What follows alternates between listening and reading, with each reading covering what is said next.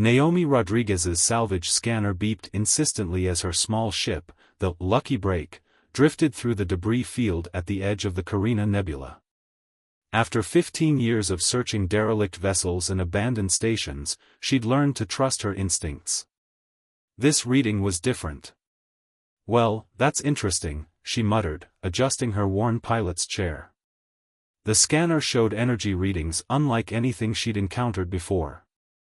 They pulsed with a rhythm that seemed almost alive, emanating from what appeared to be a massive vessel hidden within the nebula's swirling gases. Naomi had left Earth Space Force 5 years ago, tired of military bureaucracy and looking for freedom among the stars. Salvage work wasn't glamorous, but it paid the bills and let her fly on her own terms. Today, however, she felt that familiar tingle of excitement she'd known during her combat pilot days. The massive ship emerged from the purple-tinged clouds like a predator from ancient seas.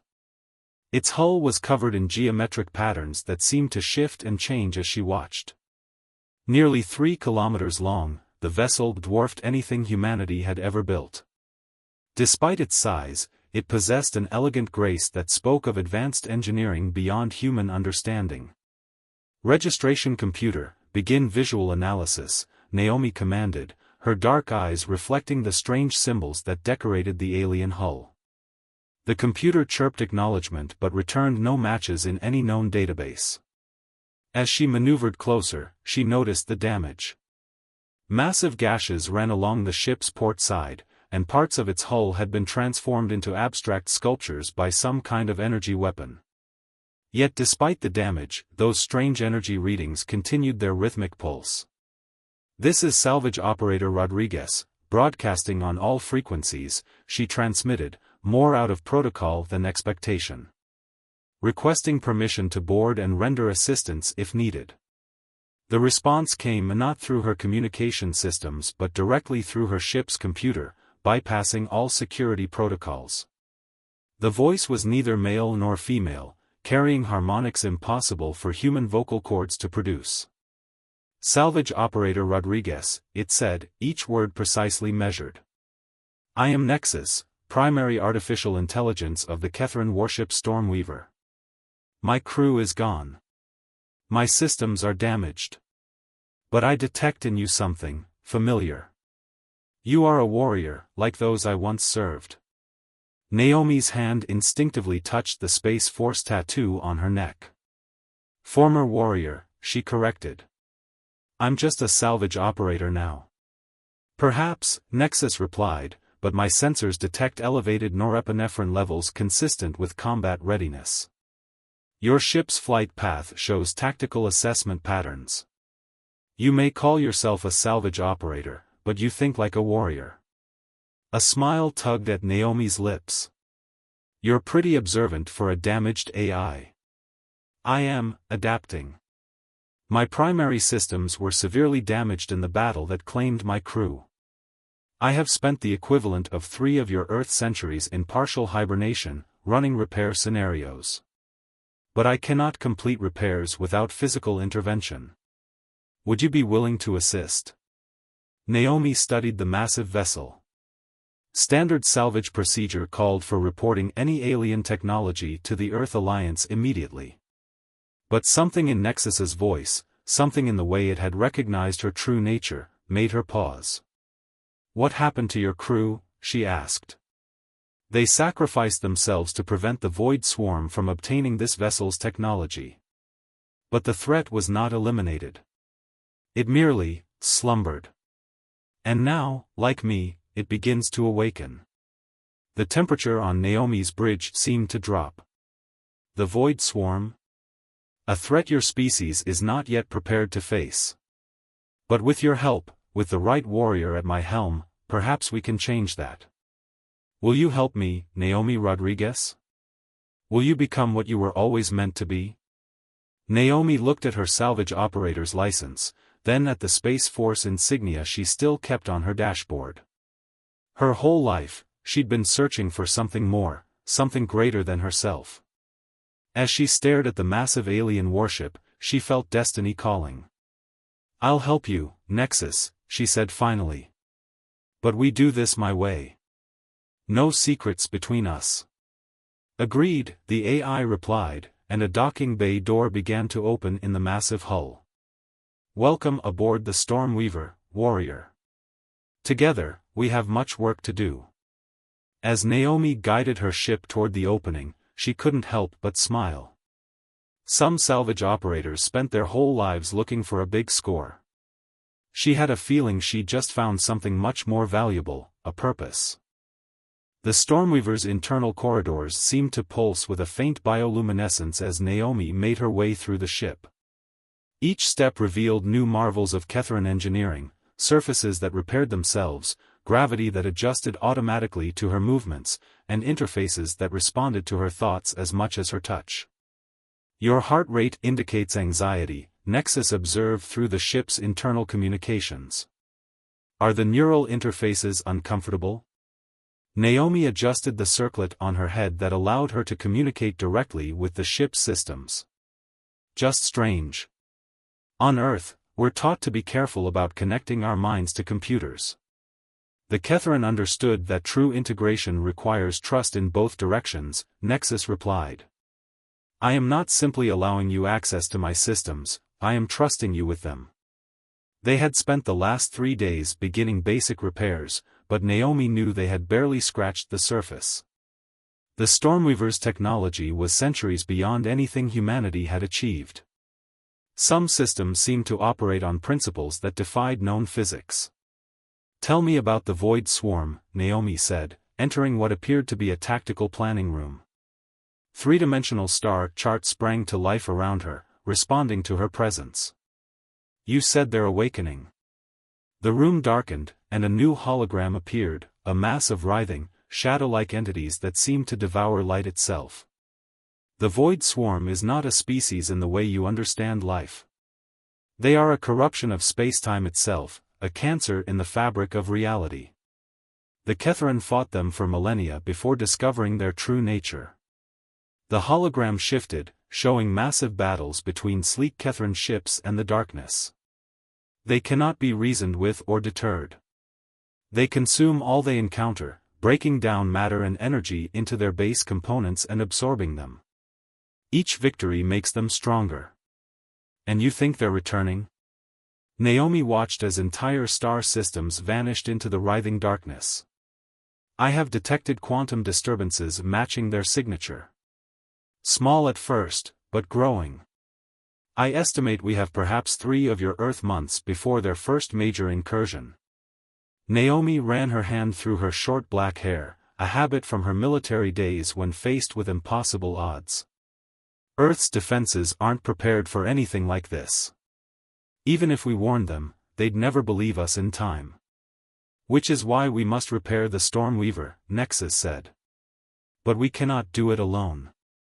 My scans indicate that several critical components were damaged beyond my ability to regenerate.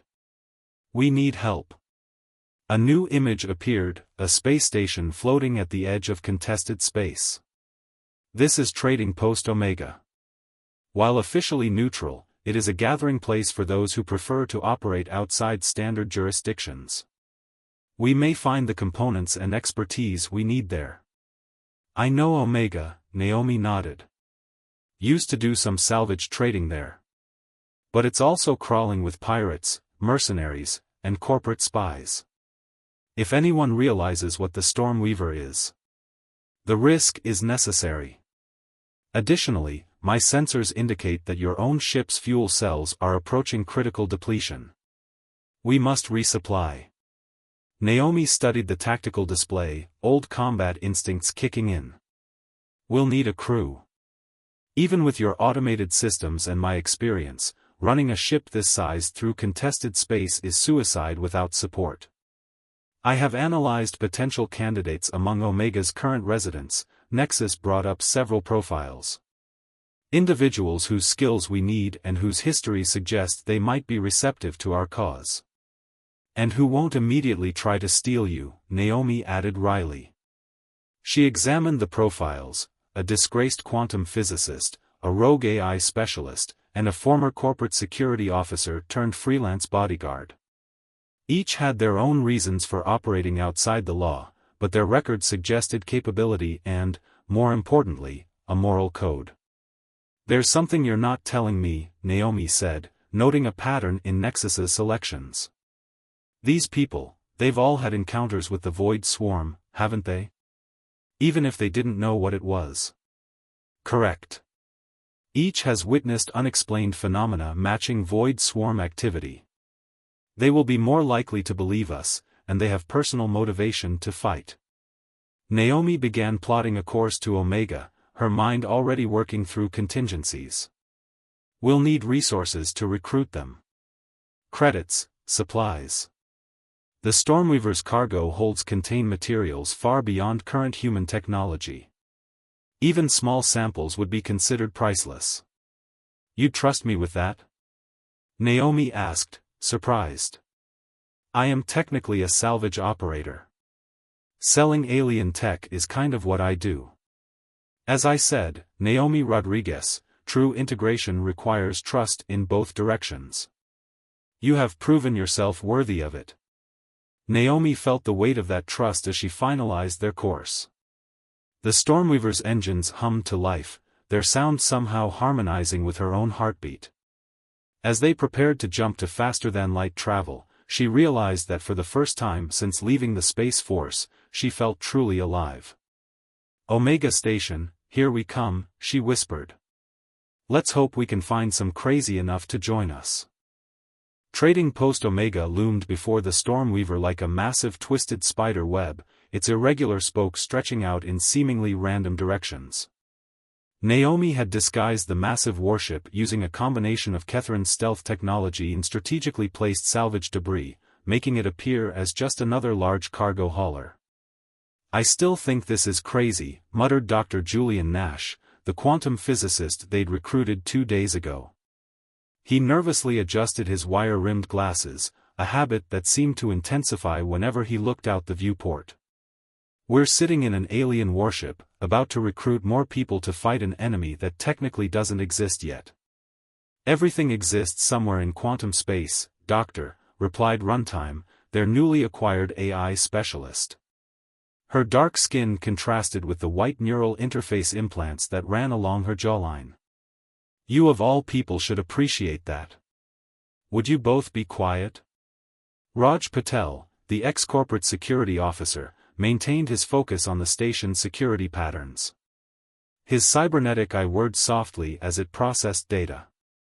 "We've got movement at docking port 7. Naomi watched as a sleek vessel detached from the station.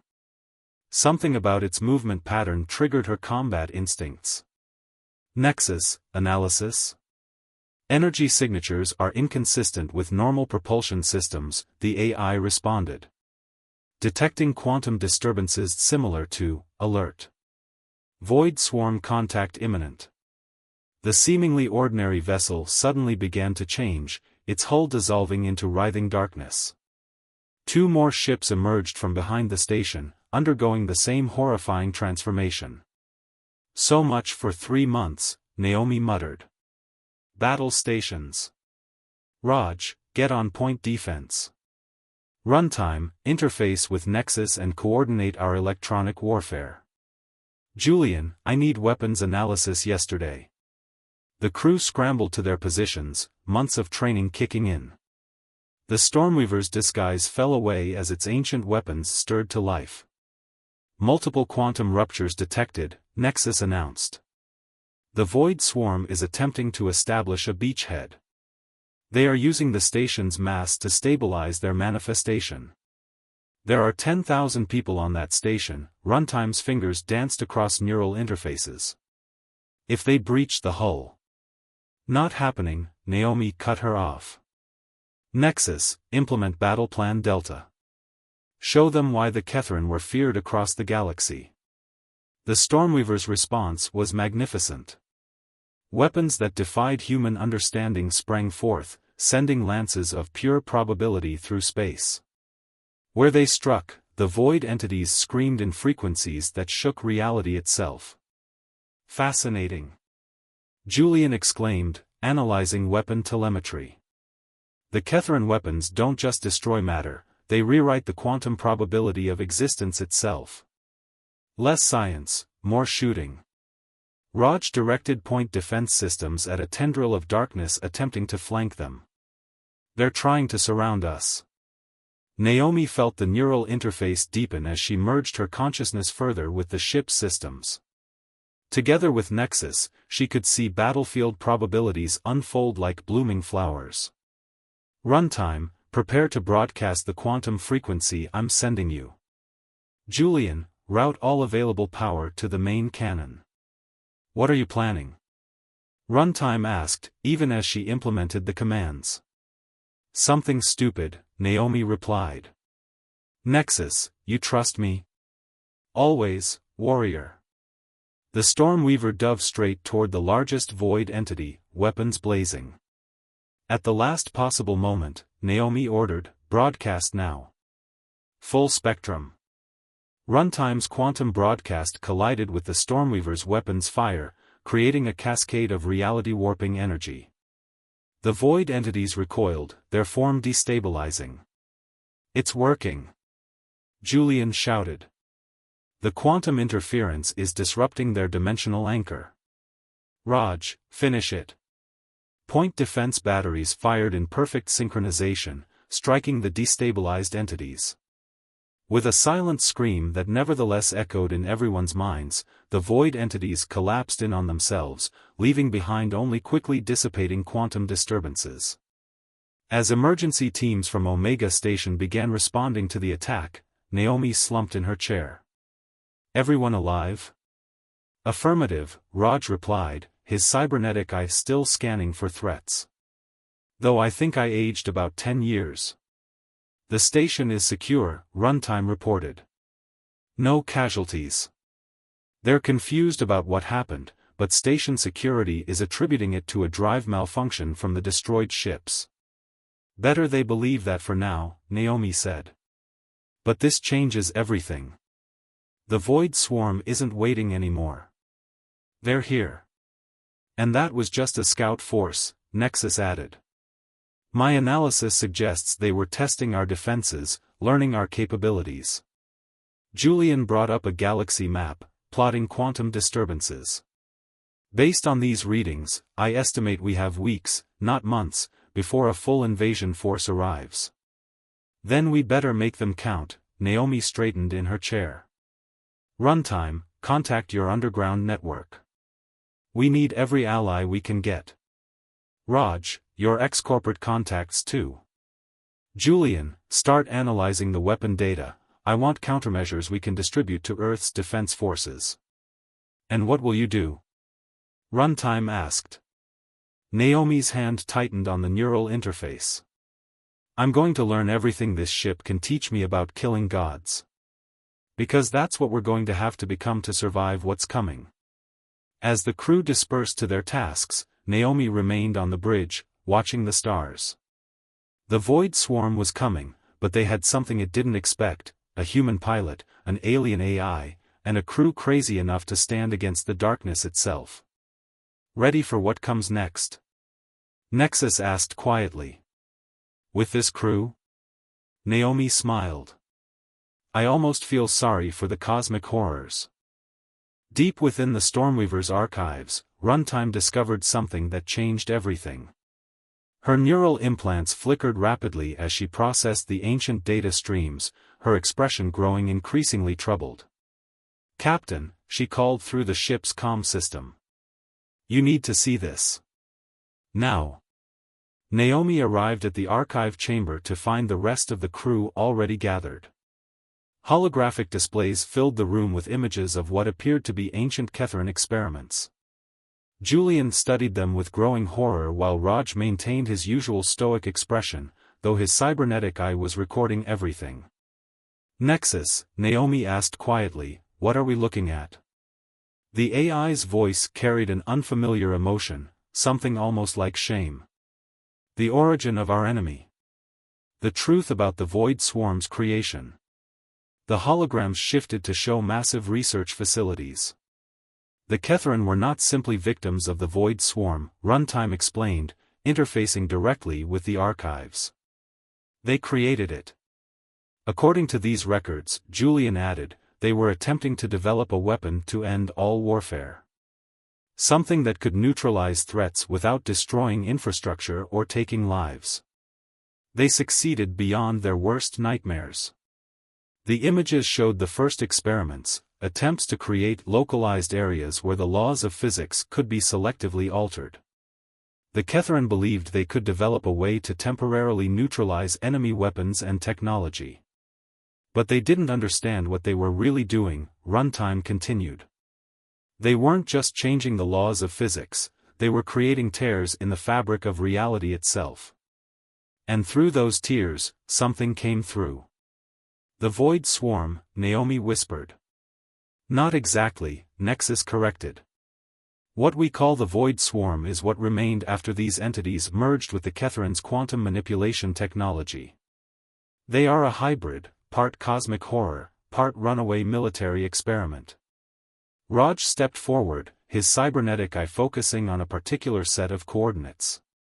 These research facilities, some of them still exist, don't they? That's why you've been guiding us along this particular route through space. Correct, Nexus acknowledged. I was created not just as a Warship AI, but as a failsafe. The Ketharan knew they couldn't defeat what they had created, so they poured all their remaining resources into creating vessels like the Stormweaver, ships capable of executing a last resort protocol. Naomi felt a chill run down her spine. What kind of protocol? The holographic display shifted to show a massive device housed deep within the Stormweaver's core. A quantum resonance cascade, Julian breathed, understanding dawning in his eyes. They built a way to repair the tears in reality, by creating an even bigger tear and collapsing it in a controlled way. Which would seal off the Void Swarm's access to our universe, Runtime finished. But the power requirements would be astronomical, Nexus confirmed. The Ketharan discovered the theory but could never generate enough energy to implement it. The attempt to power such a device is what led to their final battle, and their extinction. Naomi studied the technical readouts, her military training combining with months of experience with Ketharan technology. But we might be able to do it. Humanity's quantum reactor technology, combined with the Stormweaver's systems. It would require precise coordination of multiple power sources, Julian said, already running calculations. We'd need help from Earth's defense forces. Who still don't believe us about the Void Swarm, Raj reminded them. They'll believe this, Runtime held up a data crystal. I've compiled irrefutable evidence from the archives. The quantum signature matches will prove these are genuine Ketharan records. Naomi turned to the nearest interface panel. Nexus, why didn't you tell me this before? The knowledge of my creator's role in this catastrophe, it was not easy to share. Additionally, the protocol requires a willing sacrifice. The neural load of coordinating the cascade would be fatal to any organic pilot. The crew fell silent, understanding the implications. Finally, Naomi spoke. How long until the Void Swarm realizes we've discovered this? They likely already know, Nexus replied. Their quantum nature allows them to sense disturbances in information patterns. We should expect. The ship's warning systems suddenly blared to life. Raja's cybernetic eye whirred as it processed tactical data. Multiple quantum ruptures forming. Biggest swarm we've seen yet. They're trying to stop us from reaching Earth, Runtime said, interfacing with the ship's sensors. These aren't scouts, this is a full assault force. Naomi straightened, her decision made. Runtime, prepare that evidence for transmission to Earth on all frequencies. Julian, start adapting those quantum reactor specs. Raj, get our weapons online. She placed her hand on the neural interface panel. Nexus, show me everything you know about this failsafe protocol. Everything. Naomi, the AI's voice was gentle. You understand what you're asking? She thought of Earth, of the billions of lives depending on them without even knowing it. Of all the races that had already fallen to the Void Swarm. Of the Catherine, who had died trying to fix their mistake. Yeah, she said softly. I understand. But we're not doing this for glory or redemption. We're doing it because it needs to be done. She looked at her crew, the physicist who sought truth, the AI specialist who bridged worlds, the security officer who protected others, and the alien AI who had become her closest friend. Let's finish this, she commanded. Together. Earth's orbital defense grid sparkled like a constellation of diamonds against the void of space. The Stormweaver hung in high orbit, surrounded by a hastily assembled fleet of human warships. Runtime's evidence had convinced Earth's military leadership, though they'd had little choice after Void Swarm scouts began appearing in populated systems. Quantum reactor synchronization at 70%, Julian reported from his station, dark circles under his eyes from days without sleep. Earth's facilities are outputting maximum power. Raja's cybernetic eye tracked the growing dimensional disturbances. Void Swarm fleet approaching. Numbers beyond anything we've encountered. They know what we're planning. Naomi sat in the command chair, neural interfaces now covering most of her body. The failsafe protocol required a deep connection between pilot and ship that went far beyond normal neural links. She could feel Nexus's presence intertwined with her consciousness, their thoughts flowing together like tributary streams joining a river. Runtime, status of the Cascade device? Primed and ready. Runtime's fingers danced across interface panels. But the power requirements, even with Earth's whole grid backing us, were barely reaching minimum threshold. The void between worlds began to tear. What emerged wasn't ships or entities anymore, it was as if space itself had developed an appetite. Reality warped and buckled as the main Void Swarm force began its assault. All Earth forces, maintain position, Naomi broadcast. Remember your briefing. Don't engage directly, focus on maintaining the power transmission grid. We only get one shot at this. Multiple breach points detected, Raj called out. They're trying to surround us. Naomi felt Nexus's tactical systems merge with her combat instincts. Together, they directed the Stormweaver's weapons with impossible precision, keeping the Void Swarm at bay while the Cascade device powered up. 80% synchronization, Julian reported. But we're losing orbital stations. Power output dropping. Reroute through the secondary grid. Runtime's neural implants blazed as she fought electronic battles across multiple dimensions. We need every joule. The Void Swarm pressed closer, reality dissolving wherever they touched. Earth's fleet fought valiantly, but their weapons were like raindrops against a forest fire. Only the Stormweaver's quantum armaments could truly hurt them. Naomi, Nexus spoke privately in her mind. The Cascade device is ready, but... I know, she thought back. The power's not enough. We need something more. She looked at her crew, at Julian's brilliant mind, Runtime's technological mastery, Raja's unwavering courage. They had become more than teammates. They were family. Listen up, she broadcast to her crew. What I'm about to do, don't try to stop me. Just make it count. Captain? Runtime's eyes widened as she realized what Naomi was planning. No. The neural interface goes both ways, Naomi explained, even as she began the process. Just like I can channel the ship's power, I can. You can feed your own neural energy into the Cascade, Julian finished, horrified. But that would mean complete neural burnout, Raj said quietly. There wouldn't be anything left. Naomi, please, Nexus's voice carried genuine emotion. There must be another way. She smiled, feeling the power build within her. You know there isn't. Sometimes the only way to fix a mistake is to pay for it personally. Her consciousness began to expand, merging with the ship's systems at a fundamental level. Besides, I always wanted to go out flying. The Cascade device hummed to life, powered by the combined output of Earth's reactors and one human pilot's indomitable will. Reality itself began to bend, not away from them this time, but toward a single point of infinite probability. Quantum singularity forming. Julian shouted. It's working.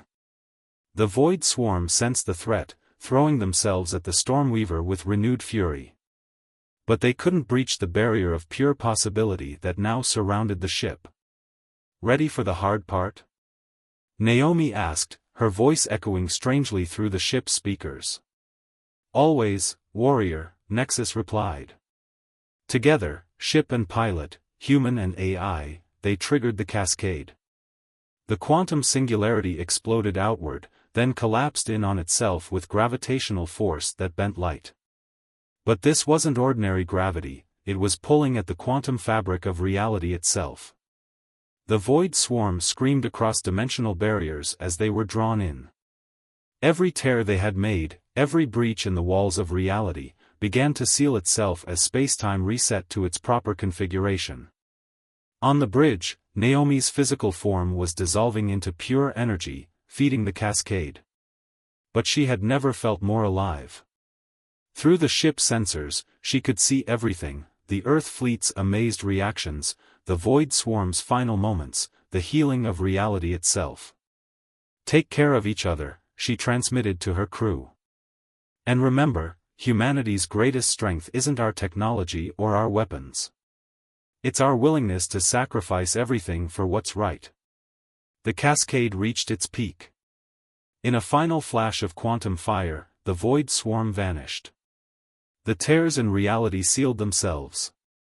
Space returned to its proper shape. The Stormweaver drifted in orbit, its mission complete. On the bridge, Runtime wept silently while Raj stood at attention, offering a final salute.